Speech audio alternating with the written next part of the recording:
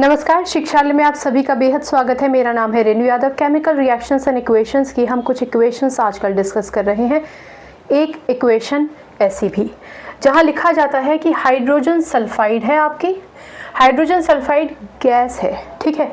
उसको copper sulphate के ऊपर से हमने पास किया, तो हमने देखा कि कॉपर सल्फेट के ऊपर से H2S गैस पास करने के बाद एक ब्लैक कलर का प्रेसिपिटेट बन जाता है कॉपर सल्फाइड का। उसके साथ साथ सल्फ्यूरिक एसिड सॉल्यूशन भी बनता है। देखने में ये वर्ड इक्वेशन बहुत ही कॉम्प्लिकेटेड लग रही है। इस कॉम्प्लिकेशन को सरल करते हैं अभी, जब इक्वेशन हम सॉल्व करेंगे तब। जब हम इक्वेशन बनाएंगे तो देखिए कितना इजी होगा। लेकिन उससे पहले ये समझ लीजिए कि ये स्टेटमेंट क्वेश्चन के फॉर्म में आ सकता है। वो आपसे पूछ सकते हैं what happens when hydrogen sulphide gas is passed through copper sulphate, ठीक है। ये पूछ सकते हैं आपसे, और पूरा स्टेटमेंट भी दे सकते हैं, या फिर इस वर्ड इक्वेशन की जगह सिर्फ रिएक्टेंट आपको दे सकते हैं और प्रोडक्ट पूछ सकते हैं। कुछ भी करेंगे, दो तीन चीज़ें आपको हमेशा याद रखनी है। पहली बात तो रिएक्टिविटी सीरीज। रिएक्टिविटी सीरीज लिखने से पहले हम इसके रिएक्टेंट्स लिख देते हैं। कौन कौन से रिएक्टेंट्स हैं? H2S और क्या है हमारे पास? CuSO4, ठीक है ना। हाइड्रोजन सल्फाइड गैस को कॉपर सल्फेट सॉल्यूशन के ऊपर से पास किया गया। ये बहुत क्लियर है कि हाइड्रोजन सल्फाइड यहाँ गैस फॉर्म में है और ये सॉल्यूशन फॉर्म में है। रिएक्शन कैसे प्रोसीड होगा, एक बार रिएक्टिविटी सीरीज पे नज़र डाल देते हैं। क्या है रिएक्टिविटी सीरीज? KNaCl-MgAl-ZnFeSn, जिसे हम टिन कहते हैं, Pb जिसे हम लेड कहते हैं, फिर आ जाता है हमारा हाइड्रोजन, उसके बाद कॉपर, मरकरी, सिल्वर, गोल्ड। ये रिएक्टिविटी सीरीज जिसे आप एक्टिविटी सीरीज कहते हैं। इसके माध्यम से आपको ये पता चलता है कि रिएक्टेंट्स तो आपस में मिक्सअप होकर एक प्रोडक्ट ही बनाएंगे, लेकिन रिएक्टेंट्स में कौन किसको डिस्प्लेस करेगा। तो आप देखिए, हाइड्रोजन ये रहा और कॉपर ये है। इसका मतलब हाइड्रोजन में सामर्थ्य है कि हाइड्रोजन कॉपर को उसकी जगह से डिस्प्लेस कर देगा और सल्फेट के साथ मिलकर एक नया प्रोडक्ट बनाएगा, जबकि कॉपर और सल्फर यहाँ से ये दोनों फ्री हो जाएंगे, ये दोनों मिलकर एक और प्रोडक्ट बनाएंगे, ठीक है ना। रिएक्शन का जो प्रोडक्ट है वो आपको स्पष्ट यहाँ से दिखाई दे रहा है। लेकिन अगर अभी भी स्पष्ट दिखाई नहीं दे रहा है तो उसके लिए सबसे बेहतरीन तरीका है कि इनको अपने आयनिक फॉर्म में तोड़ दीजिए, ठीक है ना। इसका मतलब आप जानते हैं H1 पॉजिटिव होता है, S होता है 2 नेगेटिव। कॉपर सल्फेट को तोड़ेंगे, Cu होता है 2 पॉजिटिव, SO4 होता है 2 नेगेटिव, ठीक है। रिएक्टिविटी सीरीज, एक्टिविटी सीरीज आपको याद होनी चाहिए। अगर याद नहीं है कोई घबराने की बात नहीं है। रिएक्टेंट्स को उनके आयनिक फॉर्म में तोड़ दीजिए, क्योंकि ये दोनों रिएक्टेंट्स हैं। तो ये बात तो अंडरस्टूड है कि इनके जो आयनिक फॉर्म्स टूटे हैं वो दोबारा से अपने अपने पुराने आयनिक कंपेनियन के साथ तो नहीं मिलेंगे।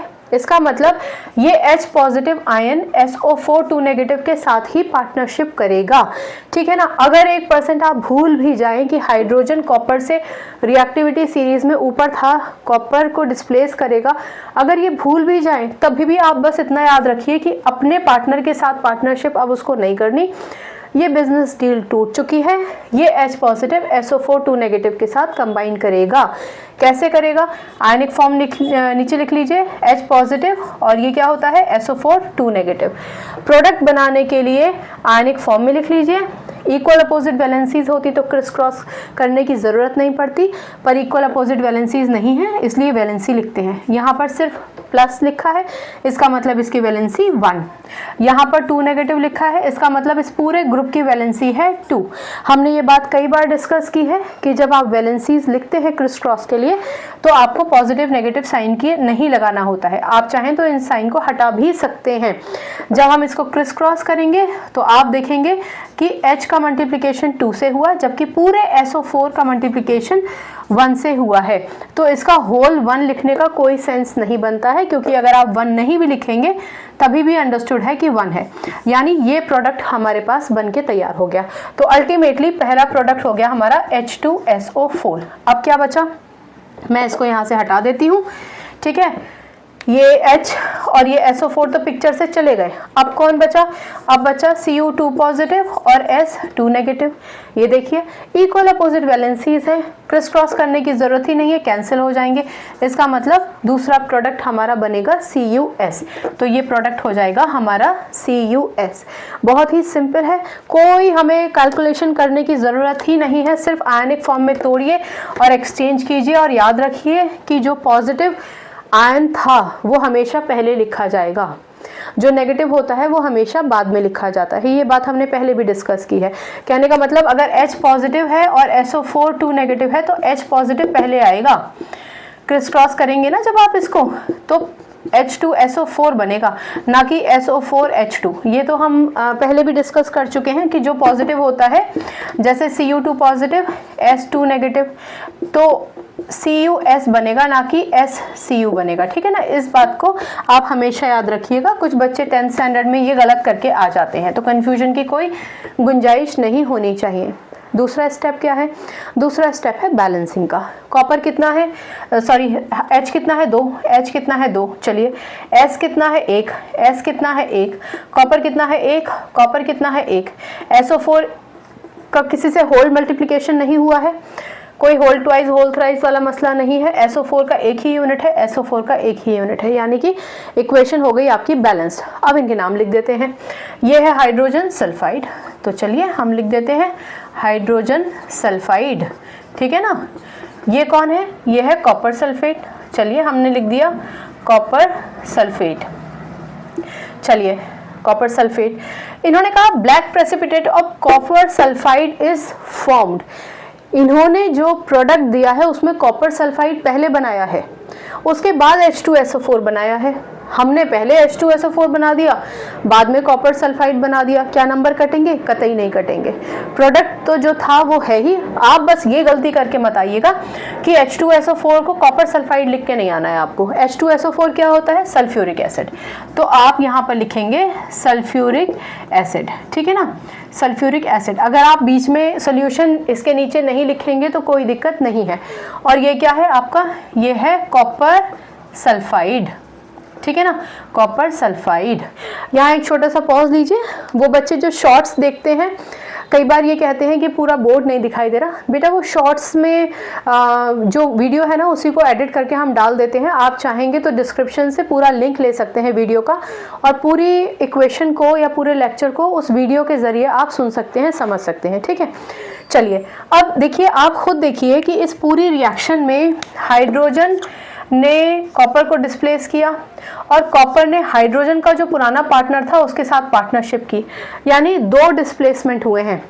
हाइड्रोजन ने कॉपर को डिस्प्लेस करके SO4 के साथ रिएक्शन किया, कंपेनियनशिप बनाई, जबकि कॉपर ने इस सल्फर के साथ कंपेनियनशिप बनाई। ठीक है ना, तो क्योंकि यहाँ पर 2 डिस्प्लेसमेंट हो रहे हैं इसलिए ये टाइप ऑफ रिएक्शन क्या होगी? Double displacement reaction. अगर पूछ लिया जाए तो आप लिख सकते हैं कि this is double displacement reaction. ठीक है ना, चलिए एक और चीज़ आप समझिए कि जब सल्फर किसी के साथ कंबाइन हो जाता है तो हम उसे सल्फाइड कहते हैं। ठीक है ना, अदरवाइज उसकी आइडेंटिटी सल्फर के तौर पर होती है। तो क्योंकि जब आप इसको तोड़ देंगे H2 positive S2 negative, H positive S2 negative में, और जब हाइड्रोजन किसी और के साथ कंबाइन कर देगा तो सल्फर ने जो अपने इलेक्ट्रॉन्स का लेन देन हाइड्रोजन से किया था वो लेन देन वापस हो जाएगा, इसलिए सल्फर अपनी प्रॉपर आइडेंटिटी में आ जाता है। इसलिए मैं इसको सल्फर नाम देती हूँ जब मैं आपसे कहती हूँ कि कॉपर ने सल्फर के साथ कंबाइन किया। वो और बात है कि फिर से ये अपने आयनिक फॉर्म में आ जाएगा। ठीक है ना, तो सल्फर आयन बोलेंगे, इसको कॉपर आयन बोलेंगे। अब ये दोनों मिलके कॉपर सल्फाइड बनाएंगे। इस पूरे लेक्चर में एक बात आप और सुनिए, इस क्वेश्चन से संबंधित नहीं है लेकिन है इम्पोर्टेंट।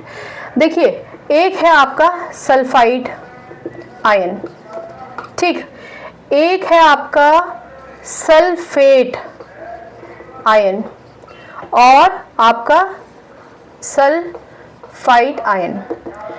इनमें आपको कंफ्यूजन नहीं होना है। जो आपका सल्फाइड आयन है इसको आप सल Fe सल्फाइड आयन के तौर पर भी देखते हैं, जिसको हम कहते हैं SO3 2 नेगेटिव, ठीक है ना। फिर आता है आपका सल्फेट आयन, ये जो है ना SO4 2 नेगेटिव, ये है आपका सल्फेट आयन। आप ये बात ध्यान रखिए कि जो सल्फाइड ITE SULPHITE सल्फाइड जिसे हम SULFIT भी लिख देते हैं, ठीक है ना। सल्फाइड, मैंने यहाँ T नहीं लिखा है, I am sorry. Sulphide ion SO3 2 negative होता है, सल्फेट आयन SO4 2 नेगेटिव होता है, जबकि सल्फाइड, यहाँ DE आएगा, सल्फाइड आयन होता है S2 नेगेटिव, ठीक है। सल्फाइड, सल्फेट, सल्फाइट, दोबारा से सुन लीजिए, सल्फाइड पुरानी किताबों में आपको SULPHITE मिलेगा, नए किताबों में SULFITE मिलेगा। इसको SO3 2 नेगेटिव लिखते हैं। तो आपको ये ध्यान रखना है कि ये सल्फेट है, ये सल्फाइड है।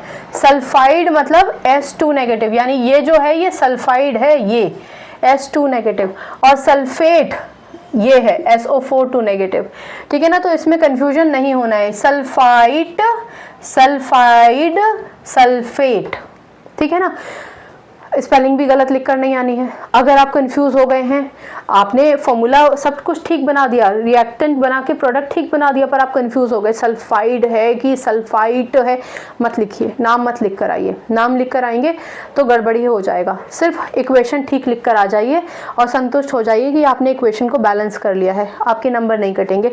बाकी इसको तो ना आप याद ही कर लीजिए, ये बहुत ज़्यादा ज़रूरी है कि आप इसमें कंफ्यूज ना हो, ठीक है ना। छोटा सा लेक्चर था, उम्मीद है आपको समझ में आया होगा। फिर भी अगर कोई कन्फ्यूजन है तो मुझसे पूछ लीजिएगा। केमिस्ट्री रट्टाफिकेशन का सब्जेक्ट नहीं है, इसको हुआ मत समझिए, ये बोझ नहीं है, बहुत ही प्यारा सब्जेक्ट है, बहुत ही खूबसूरत सब्जेक्ट है। सिर्फ और सिर्फ सुनिए और समझिए, जो बेस कॉन्सेप्ट है उसको ध्यान रखिए। 2-3 चीज़ें हैं जिनको याद रखना है, एक्टिविटी सीरीज़ जिसको आप रिएक्टिविटी सीरीज़ कहते हैं वो, और आयंस याद कर लीजिए, और ये जो कुछ कन्फ्यूजन वाले नाम हैं ये और इनके फॉर्मूलेज याद कर लीजिए। बाकी रिएक्टेंट से प्रोडक्ट कैसे बनाना है उसका एक ही फॉर्मूला है, बेस्ट फॉर्मूला आयंस में तोड़िए और उसके बाद नया प्रोडक्ट बना लीजिए, ठीक है ना। चलिए, फिर भी अगर कंफ्यूजन है तो पूछ लीजिएगा। बाकी केमिस्ट्री से अपनी केमिस्ट्री अच्छी बनाइए, शिक्षा ले आइए। अगली बार मिलने तक अपना ख्याल रखिए, खुश रहिए, आपकी जय हो।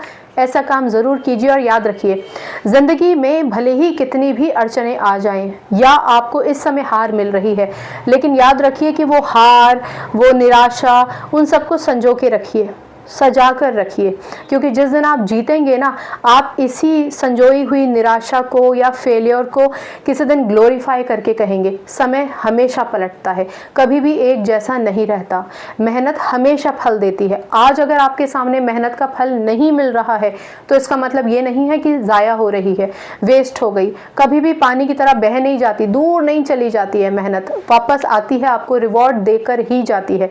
इसलिए याद रखिए कि हमेशा अपने मन में स्वयं से संकल्प कीजिए कि मेरी जय हो, मैं ऐसा काम जरूर करूंगा या करूंगी, ठीक है, और आपकी जय होगी। आज के लिए इतना ही, नमस्कार।